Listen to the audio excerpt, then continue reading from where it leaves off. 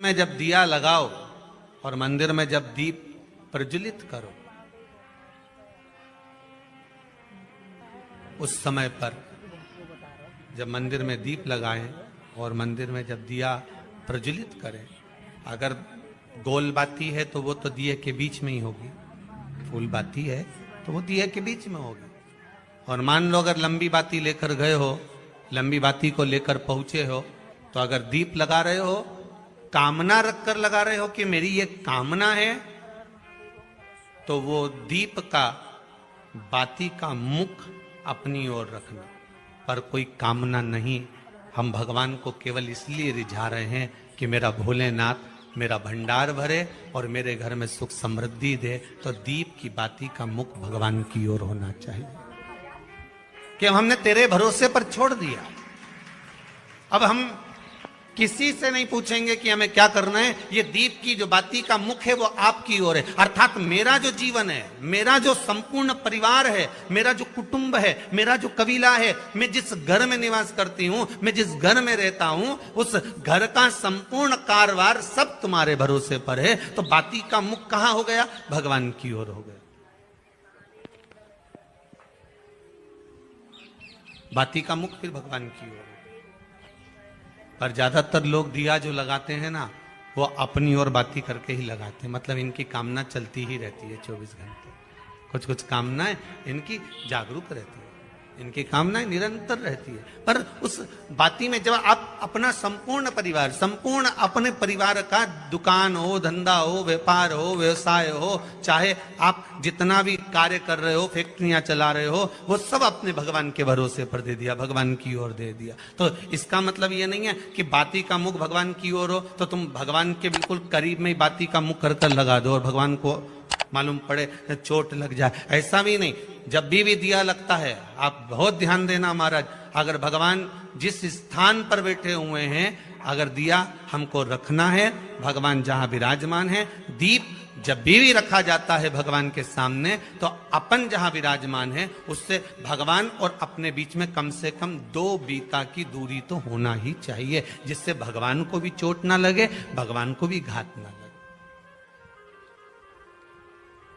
तुलसी महारानी को जो दिया लगाया जाता है वो तुलसा महारानी से दूर लगाना चाहिए। तुलसी के क्यारे में दीप लगाने का प्रमाण नहीं है कि तुम तुलसी के क्यारे के अंदर दिया लगाओ। पहले तो ऐसा नियम था कि तुलसी का जो क्यारा बनता था उसमें एक नीचे अलग से दिया रखने की जगह बनती थी, तो उसमें दिया रख दिया जाता था। आज के जमाने में इतनी जगह ही नहीं कि वहां में रखो, तो लोग वो कुंडा में धर के आ जाए। अब वो कुंडी में रख के आए, मालूम पड़े तुलसी महारानी का पत्ता मुरझा जाता है, तुलसा महारानी भी ऐसी मूर्छित हो जाती है, तुलसा महारानी भी चारों तरफ से वो दिए की लो से जल जाती है। ऐसा दीप लगाने का कोई फायदा नहीं, ऐसे दीप की कोई महत्वता नहीं है। किसी को कष्ट देकर, किसी को परेशान कर कर, देवता हो चाहे आप हो, आप किसी को कष्ट देकर, किसी को परेशान कर कर अगर भजन कर रहे हो तो उसका कोई सुख नहीं है हमारा, उसका कोई आनंद नहीं है। किसी को भी कष्ट देकर अगर आपने भजन भी किया, यज्ञ भी करा, दान भी करा, पुण्य भी करा, सत्कर्म भी करा, भजन भी करा, उसका कोई तत्व नहीं। शाम को 4 बजे से लेकर 7 बजे के बीच में शंकर और पार्वती के भ्रमण का समय रहता है। मेरे देवाधिदेव महादेव और माता पार्वती के भ्रमण का समय, भगवान शंकर पार्वती घूमने को निकले।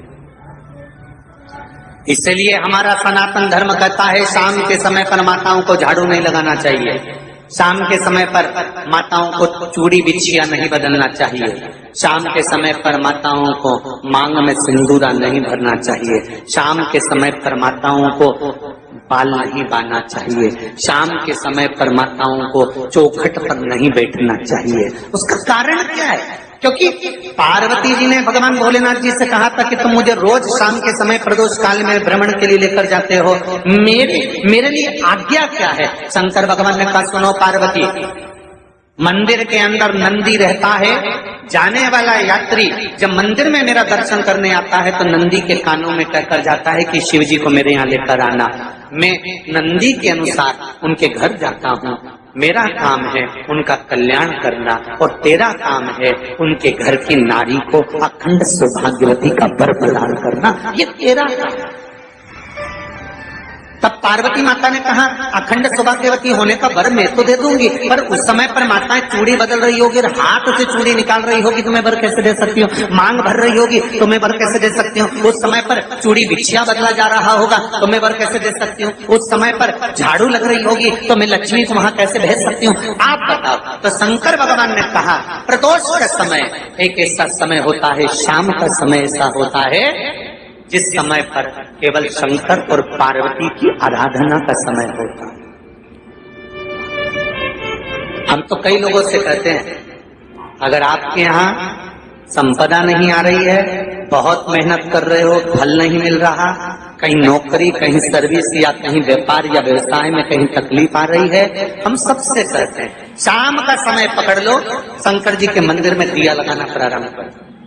शिव मंदिर में अगर दिया नहीं लगा रहे हो तो बेलपत्री के पेड़ के नीचे दिया लगा। बेलपत्री और शंकर जी के मंदिर में दिया नहीं लगा रहे तो शंकर जी के मंदिर के बाहर चौखट पर दिया लगा। इतना भी नहीं कर सकते तो अपने घर के बाहर अपने द्वार पर दिया लगा दो और शंकर जी के नाम का श्री शिवाय नमस्तुभ्यं बोलकर शंकर भगवान को याद कर कर अपनी कामना कर कर बाबा का स्मरण कर कर पंचाक्षर मंत्र नमः शिवाय, षडाक्षर मंत्र ओम नमः शिवाय, द्वादशाक्षर मंत्र ओम नमो भगवते वासुदेवाय, जो मंत्र तुमको याद है उसका स्मरण कर कर लक्ष्मी हो चाहे नारायण हो चाहे राम हो चाहे कृष्ण हो स्मरण कर कर शाम के समय बाहर दिया लगा दो, दरवाजे के पास लगा दो, वो सुनेगा जरूर, आएगा तो उसका वेलकम जरूर होगा और वो कुछ देकर जरूर जाएगा। नियम तो बनाओ, उसकी चौखट पर जाकर कहना है।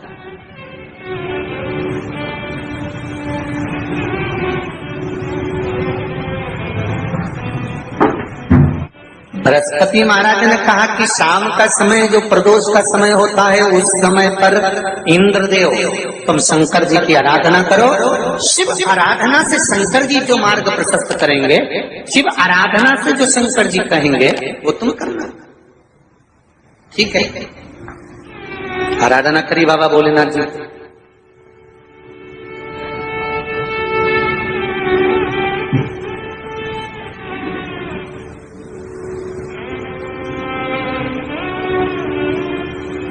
मालूम नहीं था इंद्रदेव को।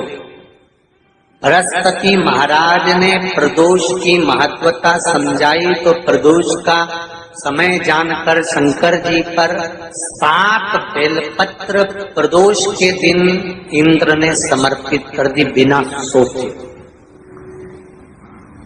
कितनी बेलपत्र? 7। प्रदोष का व्रत करो चाहे ना करो, मंदिर में चढ़ी हुई बेलपत्र को उठा लो,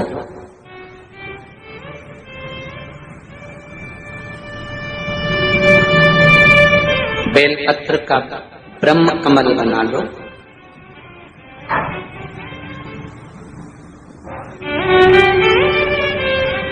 ब्रह्म कमल का मतलब होता है डंडी बीच में रहे, आसपास पत्तियां रहे। 7 पत्ती का ब्रह्म कमल बनाकर, जैसे ये पत्तियां हैं एक जैसी रखी हुई हैं तो इसको फैलाइए, 7 पत्ती को आपस में फैलाकर ब्रह्म कमल बनाए। प्रदोष का व्रत करें ना करें, जरूरी नहीं है कि वृक्ष से ही पत्ती लेकर आओगे तो ही शंकर जी को चढ़ाओगे। शिव जी पे से चढ़ी हुई उठाकर धोकर ब्रह्म कमल बनाकर बाबा से विनय कर कर, हे प्रभु आज मैं इस काम के लिए जा रहा हूं, बाबा मेरा यह कार्य है, बोलकर श्री शिवाय नमस्तुभ्यं बोलकर शिवलिंग पर समर्पित कर दो। दिन भर के प्रदोष व्रत का फल बाबा एक बेलपत्री समर्पित करने पर ही प्रदान कर देता है। शिव प्रदोष व्रत कर रहे हो उससे बढ़कर कोई प्रसन्नता नहीं, पर नहीं कर रहे तो प्रदोष के दिन या 12 महीने शिवरात्रि आती है, शाम को 4 बजे से लेकर 7 बजे के बीच में शंकर और पार्वती के भ्रमण का समय रहता है। मेरे देवाधिदेव महादेव और माता पार्वती के भ्रमण का समय, भगवान शंकर पार्वती घूमने को निकले।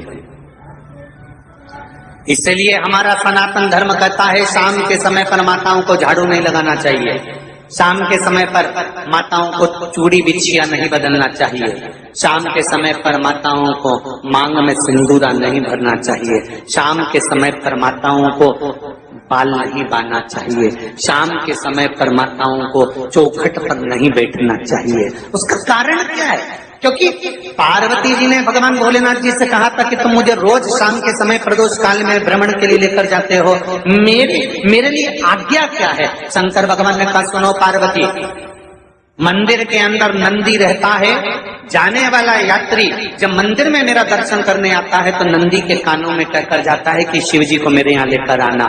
मैं नंदी के अनुसार उनके घर जाता हूँ, मेरा काम है उनका कल्याण करना और तेरा काम है उनके घर की नारी को अखंड सौभाग्यवती का वर प्रदान करना, ये तेरा काम है।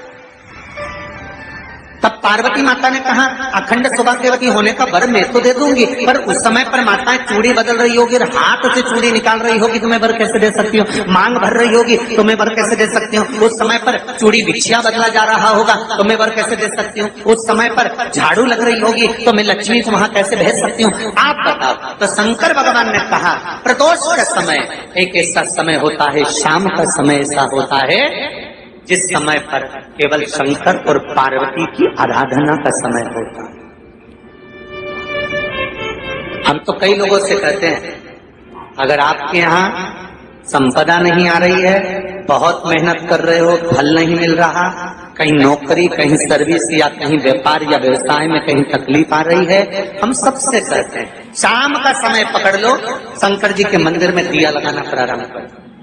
शिव मंदिर में अगर दिया नहीं लगा रहे हो तो बेलपत्री के पेड़ के नीचे दिया लगा। बेलपत्री और शंकर जी के मंदिर में दिया नहीं लगा रहा तो शंकर जी के मंदिर के बाहर चौखट पर दिया लगा। इतना भी नहीं कर सकते तो अपने घर के बाहर अपने द्वार पर दिया लगा दो और शंकर जी के नाम का श्री शिवाय नमस्तुभ्यम बोलकर शंकर भगवान को याद कर कर अपनी कामना कर कर बाबा का स्मरण कर कर पंचाक्षर मंत्र नमः शिवाय, षडाक्षर मंत्र ओम नमः शिवाय, द्वादशाक्षर मंत्र ओम नमो भगवते वासुदेवाय, जो मंत्र तुमको याद है उसका स्मरण कर कर लक्ष्मी हो चाहे नारायण हो चाहे राम हो चाहे कृष्ण हो स्मरण कर कर शाम के समय